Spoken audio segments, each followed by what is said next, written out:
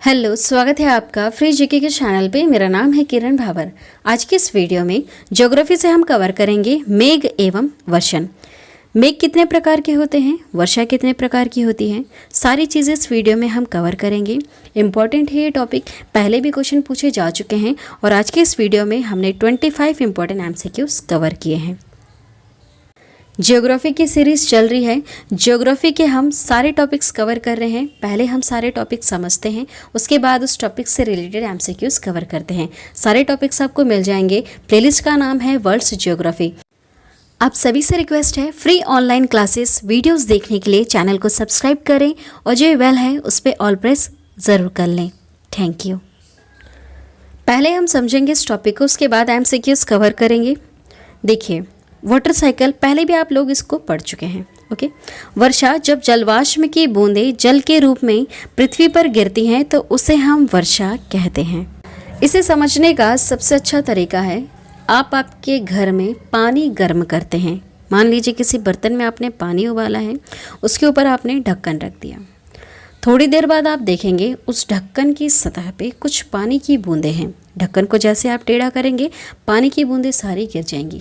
ये जो प्रोसेस हुई थी यहाँ पर, पानी के गर्म होने से लेकर हल्का होकर हवा में उड़ जाने से लेकर उसका वापस जमकर बरस जाना, वही प्रोसेस हमारे नेचर में होती है, जिसे हम वाटर साइकिल का नाम देते हैं। ओके, अब देखिए उसको रिलेट करते हैं। यहाँ पर एक लेयर है जिसे हम ट्रोपोस्फेयर कहते हैं। यहीं पर ही ज़्यादातर ये वाली जो प्रोसेस होती है, बादलों का बनना, बरसना, बिजलियों का चमकना, ये सारी प्रोसेस होती है ट्रोपोस्फेयर वाली लेयर में। पढ़ा चुकी हूँ पहले भी वायुमंडल वाले टॉपिक में। अब देखिए उसको यहाँ पर रिलेट करेंगे। ये सूर्य की किरण जैसे ही यहाँ पानी पर गिरेगी, ओके, ये गर्म होगा। गर्म होने के बाद ये इस तरह से भाप के रूप में ऊपर की ओर उठने लगेगा। जहाँ पर ये इकट्ठा होगा, यहाँ पर ये बादल का रूप ले लेगा। जैसे तेज़ हवा इसको धकेल कर एक जगह से दूसरी जगह ले जाएगी और दूसरी जगह जाने के बाद अगर ये किसी पर्वत से टकरा गए या फिर यहाँ पर चक्रवती रूप ले लिया इसने, या फिर बीच में ही जाते जाते ये बरसने लग गए, तो इस तरह से ये बादल कहीं दूर जाकर बरसने लग जाते हैं। यही जो प्रोसेस चलती है, इसी को हम वाटर साइकिल कहते हैं। ये जो पानी बरसा था, थोड़ा बहुत ज़मीन में चला जाएगा, बाकी सब बहता हुआ वापस उसी जगह पे पहुंच जाएगा। ओके, अब देखिए यहाँ पर कुछ समझने वाली चीज़ें हैं। जैसे कि समुद्र में मछलियाँ भी हैं, लेकिन वो भाप बन के नहीं उड़ी, सिर्फ पानी ही क्यों उड़ा। देखिए, पानी का फॉर्मूला क्या होता है, H2O। H और O, हाइड्रोजन ऑक्सीजन, दोनों गैस हैं। और गैस की मैंने एक खासियत बताई थी, जैसे ही सूर्य की किरण गैस पे गिरेगी तो गैस क्या होगी, गर्म होकर हल्की होकर हवा में उठ जाएगी। बस यही प्रोसेस यहाँ पर भी होती है, क्योंकि पानी भी तो गैसों का मिश्रण है।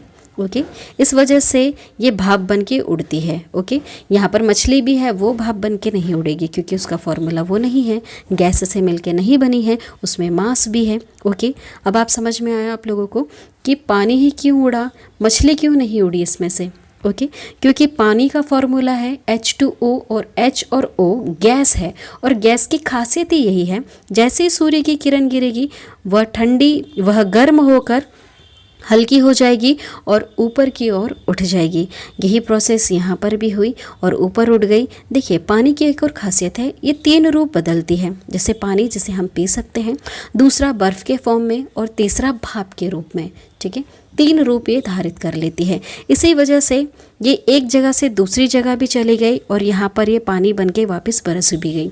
कभी कभी ये सिर्फ पानी के रूप में नहीं बरसती है, यहाँ पर जैसे कि आप जानते हैं दूसरे इलाकों में बर्फ़बारी होने लग जाती है, वो भी यही है, बारिश ही है एक तरह से, लेकिन वो किस फॉर्म में हो रही है, बर्फ़ के रूप में हो रही है।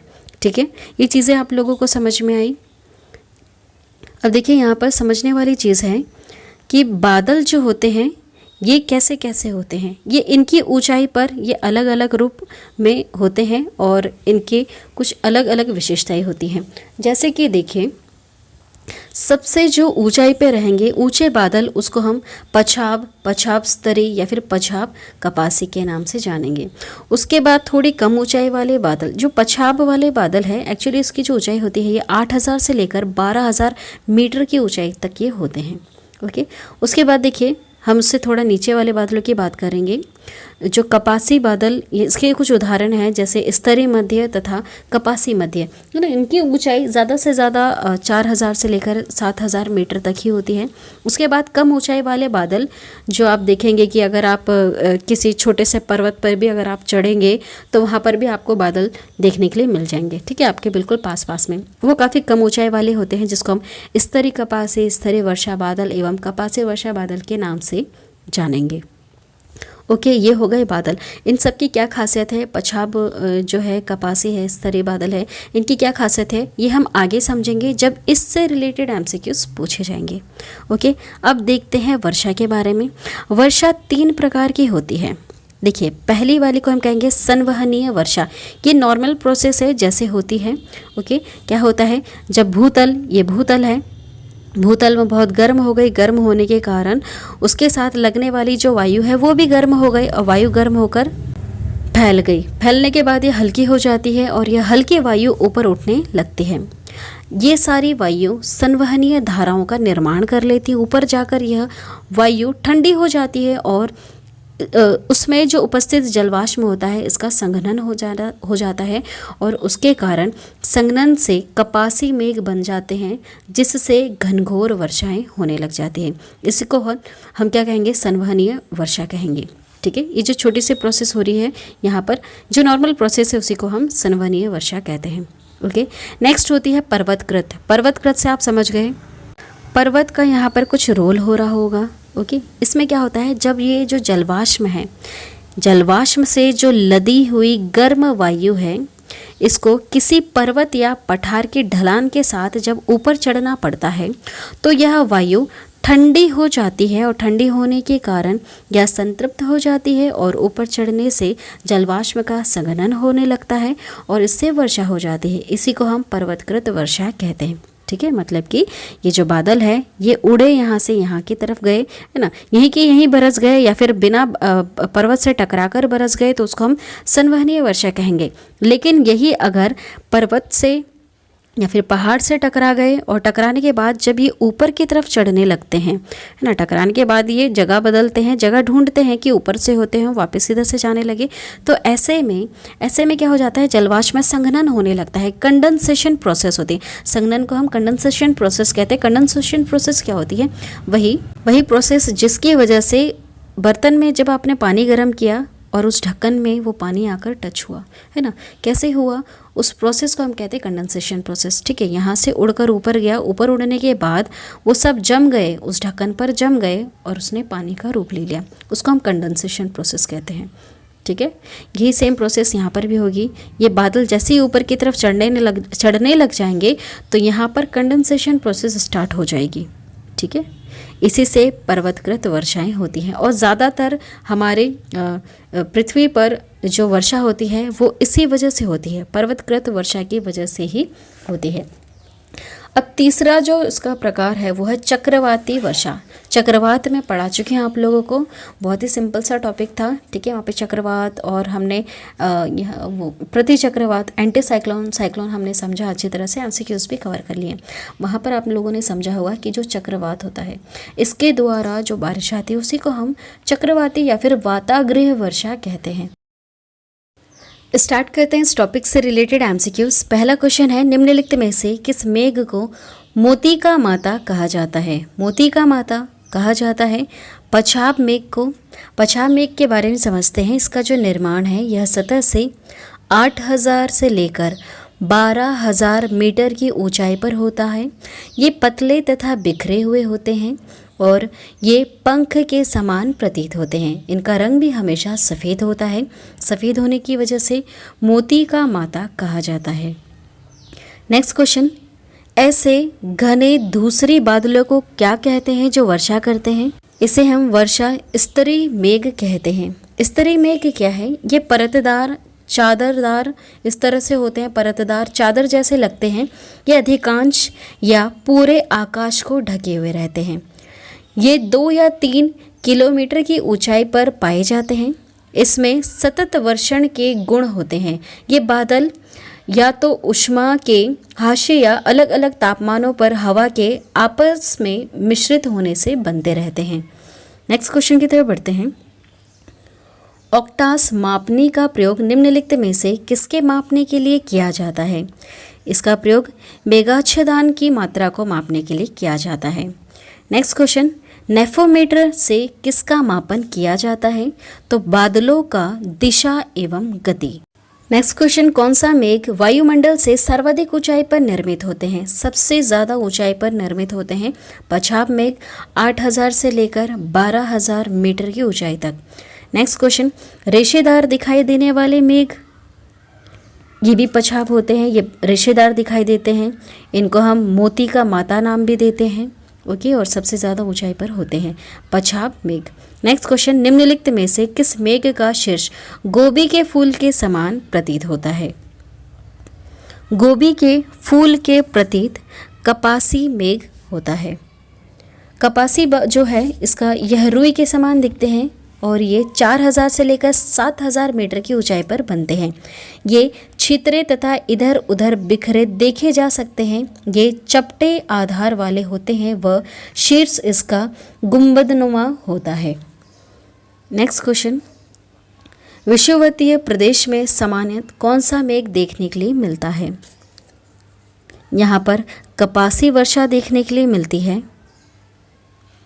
नेक्स्ट क्वेश्चन, तड़ित झंझा एवं मूसलाधार वर्षा किस मेघ की महत्वपूर्ण विशेषता है? ये कपासी वर्षा मेघ की मुख्य विशेषता है।